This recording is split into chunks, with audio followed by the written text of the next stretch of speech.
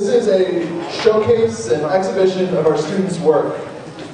For those of you unfamiliar with Maslab, what we do is the first day of IAP, the students come back, attend an overview lecture, they get their kit of parts, and then they start building their robot. They have less than a month to get their robot ready, so everything you see today happens between the first day of IAP and yesterday.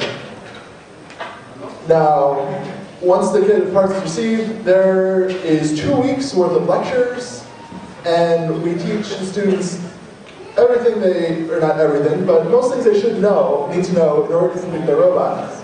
In the kit of parts, we give them everything that they need to build a basic working robot, such as an org board, which is our robotics controller, and as you'll notice this year, every team is equipped with a netbook, an EPC laptop. So this year, for those of you who have attended Maslab competitions in the past, we've changed the rules some. So everyone can learn a little bit about this field. What we have here is we have 2 colored balls and 2 colored goals. Now, the robots are going to be fully autonomous, and they will start in this corner, facing the rest of the playing field. At the push of a button, that will start their 5-minute timer, and then the robot must decide on its own what to do with this playing field. We have white balls with blue borders across the top, and as the robots drive around, they'll be seeing these red and yellow balls that they will have to autonomously pick up if they want to score any points. Now, the scoring this year, as you can see we have posted up here, each robot will receive 1 point for a ball in its possession at the end of 5 minutes. Doesn't matter what color. So if the robot is holding the ball, after 5 minutes, they get a point.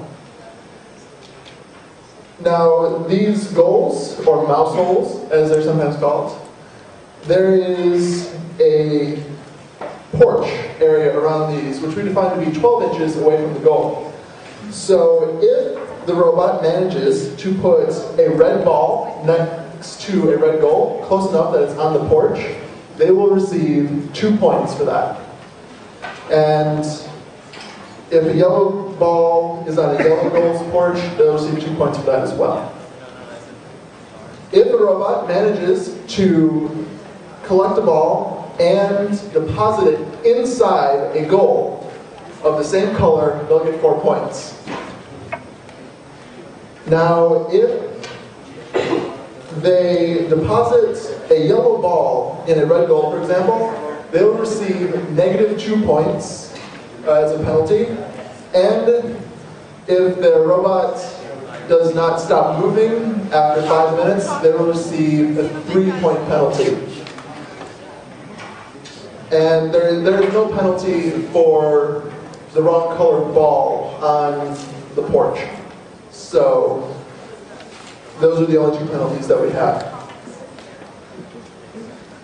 What you'll see, I'll explain the process for today.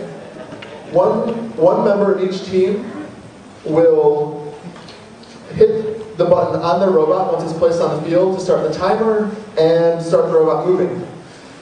And that will start our timer on the screen. And if you'll notice, we also have this program called Bot Client.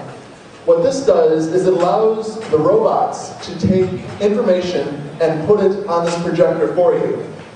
The teams are free to do anything they please with this. So some teams will be printing back text at you, telling you what the robot's doing. Some will be printing pictures. And it's a way of letting you, the audience, know what the robot thinks is happening. There's another person, there will be one person manning Bot Client as well. And there will also be another person who I'll be sharing the microphone with, and we will be talking to you, and they'll be explaining what is going on with the robot from their point of view. Because Maslab Maslab is very vision-based because you need to be able to see the balls. It's very dependent on lighting, so if you'll notice over here also, there are teams. Teams are given 5 minutes to calibrate the robot, and we'll be rotating teams around that.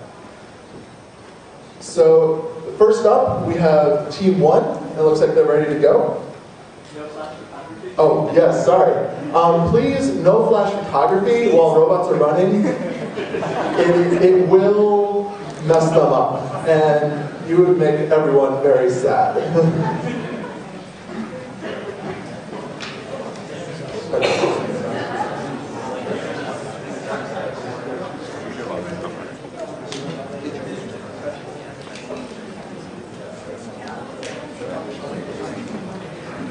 Right, so I'm Maslab Fisher from Team B Group. Our robot is Captain B Group. That's the hat. Oh, there we go.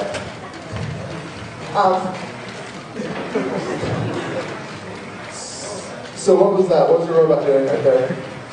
Well, right now it's wall following, and that's all it's really going to do. It should be publishing stuff to the bot. It's not processing stuff to the bot. Well, we have a bunch of image processing done, but it happened to see a ball and then get stage fright and then stop. So we took out the image processing. We're going to publish it to the bot client to prove to you that we actually could see stuff, but it's not processing anything. But right now, oh, it looks like it sees stuff. It's a huge picture of the ball. The first point of the day. Okay, it appears from my mind that your pictures are upside down. Yeah, that's because it was easier to mount that way, and the image processing doesn't really matter if it's right side up or upside down. We also took the camera out of the original case that we gave it just so it was easier to mount. It was for mechanical reasons. So is your robot continuing to wall follow right now, or what is it doing? It's continuing to wall follow. We've just got really good wall following. Which side? It looks like it's following on the left side. Is that the case? How do you accomplish that?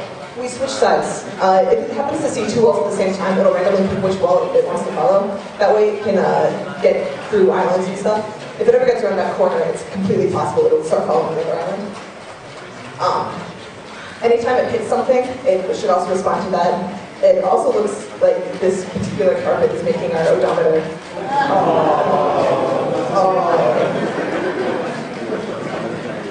We've also got an odometer on it so that if it sees that it's trying to move but it's not moving, it'll back up and do something else. So, what does the odometer do? You have a mouse on there, or is it an encoder's on the wheels? We have a mouse on the bottom. There's actually, I think the mounting is really cool. It's got like a little flag on it that will lay on the ground, and it's on a hinge, so it's always laying on the ground. With really thin metal, so you can see the bottom.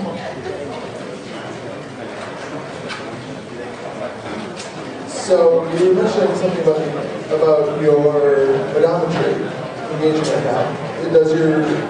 How does your robot tell if it's stuck? If the odometer isn't reading enough, and the motors are moving, or they think the motors are moving, so either that means the wheels are slipping, or like the wheels are stuck on something, or like it could even mean that it's stuck up against the wall, and it's just not moving. So then I'm trying to back up. I must ask, what is the object protruding from the front of your robot? It's got another bump sensor. When we run up against the wall, if we didn't have that bump sensor in the front, the odometry should take over, but it's kind of like a redundant wall. I'm stuck. Holy crap, get me out of here. What? It appears that... What else? Oh, it appears the wheels have been damaged. Okay, they're going to call it because the robot is not going to move anymore. So they're calling it early, and they managed. You guys still have one ball? Okay, they have 1 point for possession of a red ball. Good job, guys.